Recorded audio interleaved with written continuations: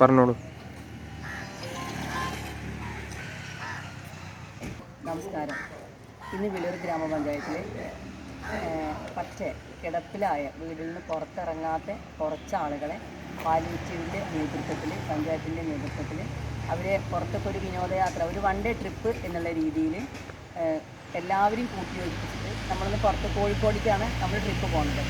നമുക്ക് ഈ ഒരു സംവിധാനം നടത്തുന്നതിന് വേണ്ടിയിട്ട് ഒരുപാട് ആളുകളുടെ നല്ല സഹകരണം ഉണ്ടായിട്ടുണ്ട്.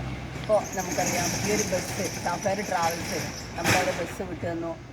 പറഞ്ഞപ്പോൾ തന്നെ വളരെ സന്തോഷത്തോടെ അവർ നമുക്ക് അവരുടെ ഞങ്ങൾക്ക് യാത്രാ സൗകര്യം ഏർപ്പെടുത്തി തന്നു. അതോടൊപ്പം തന്നെ എടുത്തു പറയേണ്ട മറ്റൊരു സംവിധാനമാണ് നമ്മുടെ സലഫിയ കോളേജ്, വെളയൂർ ഗ്രാമപഞ്ചായത്തിൽ തന്നെയുള്ള സലഫിയ BEd കോളേജ്.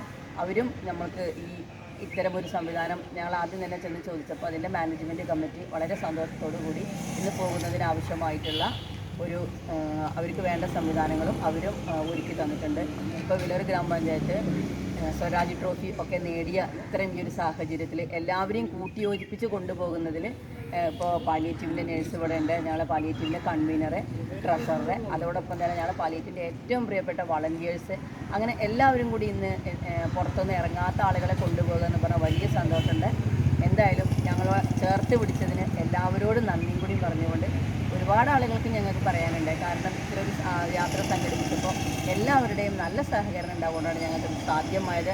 എല്ലാവരോടും ഹൃദയത്തോട് ചേർത്ത് നിർത്തി വിളയൂർ ഗ്രാമപഞ്ചായത്ത് അഭിവാദ്യം ചെയ്യുന്നു.